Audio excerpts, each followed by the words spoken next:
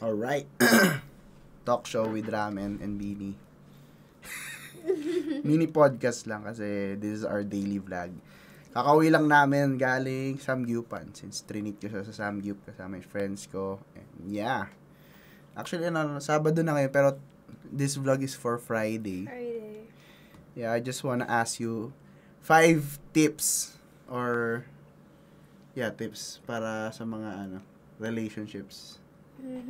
Para sa'yo lang. Kasi nagbigay na ako kahapon, pero hindi mo alam yun. Kasi hindi mo naman napanood. Hindi pa kasi ata na-upload. Hindi pa na-upload. 5 tips. Okay. Para sa'yo lang. From Beanie. So, para abot sa kanya tong vlog na to. Kasi pagod na mag-record ikaw naman gano'n. Oo. Sige. 5 tips. Number 1, pinaka-basic muna tayo. Okay, number 1, before you enter a relationship, you must know muna sa sarili mo na ready ka na ba talaga for a relationship. Kasi, you can say na sabi natin, bakit? Hindi pala mint to. Anyway, go. Sorry. Ayun. Kasi once you enter a relationship and hindi ka fully assess sa sarili mo, it might affect your relationship. Hindi sa simula, pero in the long run. Kasi, for example, sabihin na lang natin na hindi ka pala ready. Tapos, na-love bomb ka lang. Alam niyo yun. Parang ganyan. So, hindi mo masasabi sa sarili mo yun na, okay, hindi ka pa pala ready sa relationship. And then later on, doon nangyayari yung ghosting. Okay, yun ang number 1 ko sa relationship. Dapat pero ready ka. Yung love bomb, iba yun sa Some people kasi sinasabi nila love bomb sila pero di nila alam, sinasabi lang talaga ng lalaki intention nila. Tapos kaya lang nagsasawa yung lalaki kasi baka wala silang nare-receive na reciprocation. Pero as a return. Yeah. Pero syempre, gets mo, decent human being yung lalaki, tas ikaw nagpapahabol. Anyways. Yan, tama naman yung sinabi. Tama naman din yung sinabi mo. Love bomb. Teka lang, na-curious lang ako. Nabiktima ka na ba ng love bomb? Hindi. Hindi pa. Nan-love bomb ka na ba? Hindi. Lang talaga, straight to the point lang. Pag hindi niya ako gusto, bahala ka sa buhay mo. Kompleto naman ako, like you said, number 1. If hindi ka pa ready. Ako na mag-enter ng relationship, please lang. Number 2. Number 2, okay. Before you enter ano ba to, before or sa relationship na? Para kahit sa relationship. Okay, sige. Sa relationship ako, ganito, dapat ready kang mag-open sa sarili mo. Kasi hindi ko naman sinasabi na, kunyari, naging boyfriend mo na siya, you have to be open with her or him agad. Kasi over time, actually, hindi naman yan na-workout at isa-isang beses lang. Kumbaga parang over time na-workout niya yan. So, pero you have to be ready na mag-open din sa partner mo. But, there's a but. Dapat hindi ka emotionally dependent. Kasi pag naging emotionally dependent ka, maapektuhan yung relationship nyo and hindi lang yung mental health ng partner mo. That's my but pag sa ganyan. Yep. Open. Pwede ka maging open like, I'm having a bad day, ganyan. Pwede mo sabihin sa kanya yun. Pero huwag mo namang i-depende na, di ko alam ba nang ganyan. Parang, alam mo yun. Parang sasaya ka lang pag kinausap ka ng partner mo. Oo, yeah. Huwag kayong ganon. Kasi hindi naman sa it's up to you how will you cope up with it. Pero, ako iniiwasan ko yung ganun kay Ramen. Kasi alam ko, stress na to eh. Diba? Grabe ka naman. Hindi na yung stress ka na rin. Kung you have your own burdens and then hindi na ako dapat dadagdag doon. Pero all I can do is, I can share with you, yan. Kung kaya natin i-resolve, mariresolve, diba? So, mga basic things lang na yan. And the third one, third one sa relationship, you have to be ready if ever you saw something na you're about to accept pa lang. Ayan, you have to be ready. Kunyari, ikaw, bigla ka palang sumisigaw. Yung mga ganun. Hindi ako aware dun for the first time that I met you. Bigla ako sumisigaw pag impulse of emotion. Impulse lang. Kunyari lang, example lang natin yan. Hindi sa kanya. Like, hindi sa random lang yan na sumisigaw lang randomly. Like, gagawin ako dito. Nakakita ko sa hair ko.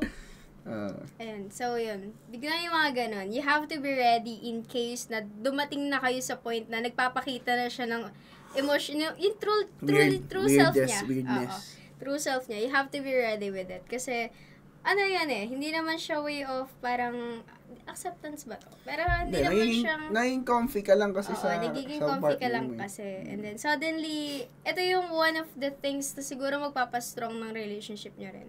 Pag alam mo, na-accept mo na yung mga ganun niya. Yep. But of course, if you don't want it, then you can communicate. That's, of course. Pwede mo sabihin Pwede mo na sabihin na, uy, I'm not comfy about what you did earlier, ganyan. So, it's not a problem for you Ayoko to nang sumisigaw kapag na-excite. Pwede nyo kasing i-work out yung ganyan. Lalo pag ang hirap lang pala niyan pag manners. Siyempre, pag ugali or etiquette na ng boyfriend mo, kailangan talaga i-address yun. Pero, mahirap. Ewan ko. Siguro, basic etiquette na lang or ethics There's, na lang. pagpapakatao lang. Pag gano'n na yung usapan, kailangan mo na punahin. Pagpapakatao.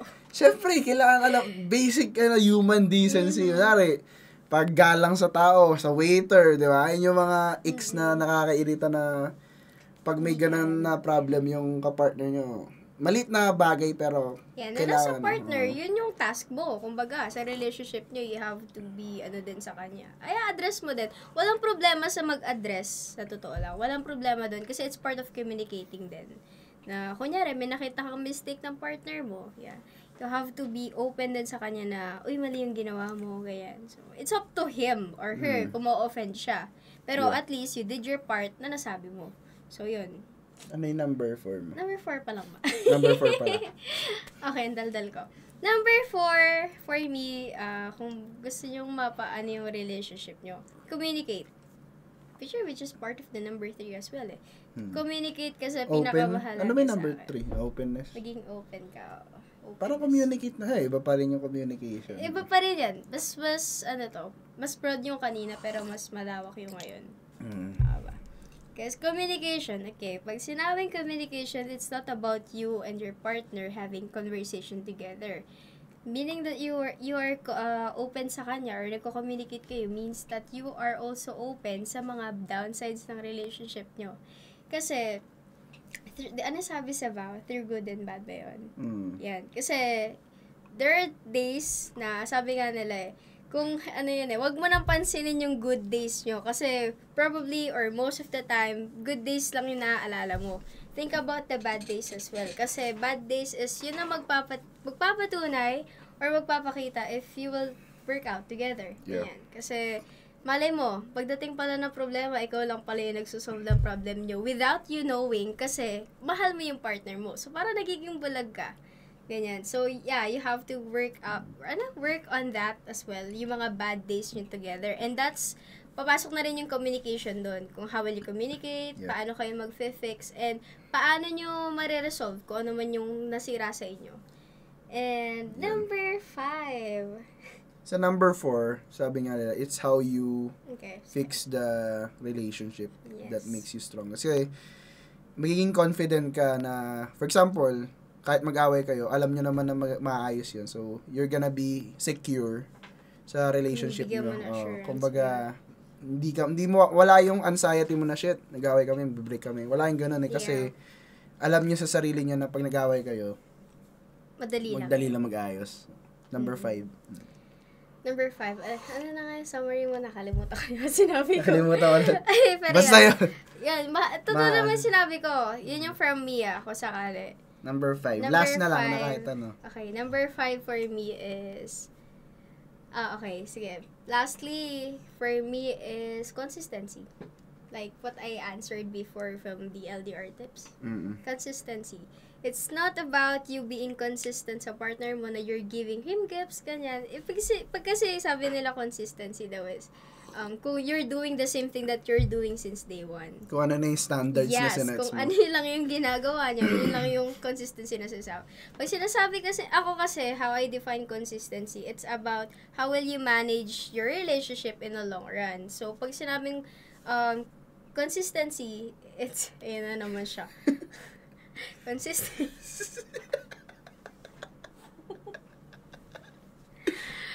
Wait! Consistency. Nawala yung thoughts ko tuloy. Consistency. Tignan. Consistency. Wag yan, wala pa ulit-ulit ako kasi gulo-gulo eh. Ulit. Okay. Consistency, last. Teka, hihinga lang ako. Nagpatawa kasi nawala yung thoughts ko eh. Hindi ko patawa. Consistency is how will you manage your relationship in the long run. Kasi, for example, sige, bigay tayo na example para malinaw. You're just, sabi nyo, consistent naman siya sa mga ginagawa niya sa akin kasi he's giving me time, he's giving me gifts. But, paano, if there's something na mali-mali na sa'yo or meron parang pagkakaiba sa'yo, and how will your partner manage yung ganun? So, paano siya magiging consistent pa rin if there's something na may mali na pala sa'yo?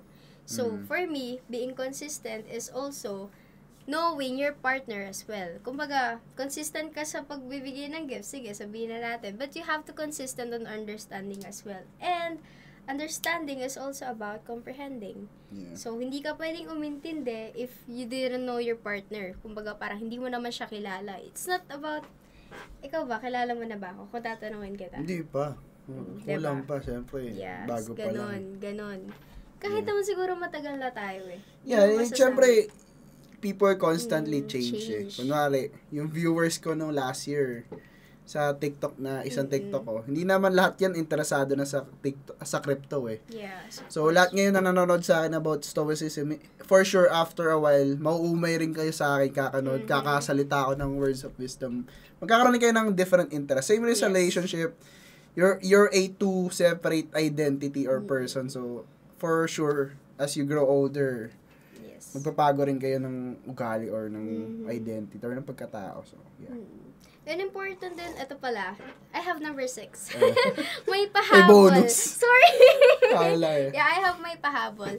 Okay, number 6, pinakamahalaga to sa akin, and sa kanya din siguro.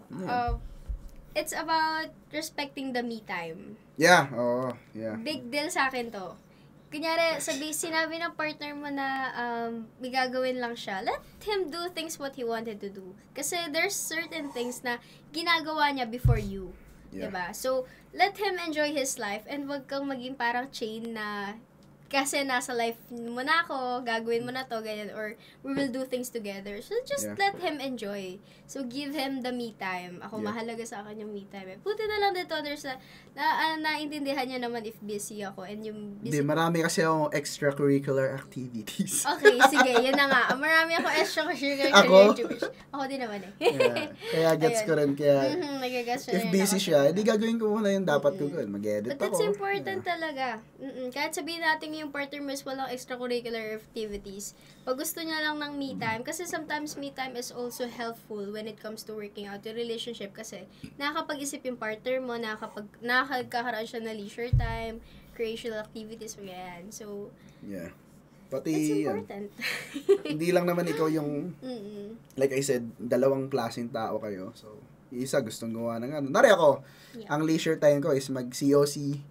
Leisure dito. Pero may time kasi ako na sabi, babe, edit muna ako. Mga 3 oras yun, literal nag-edit lang ako. So, hindi ko siya i-chat. O, magugulat na lang ako, nasa school na siya, ganun, or something.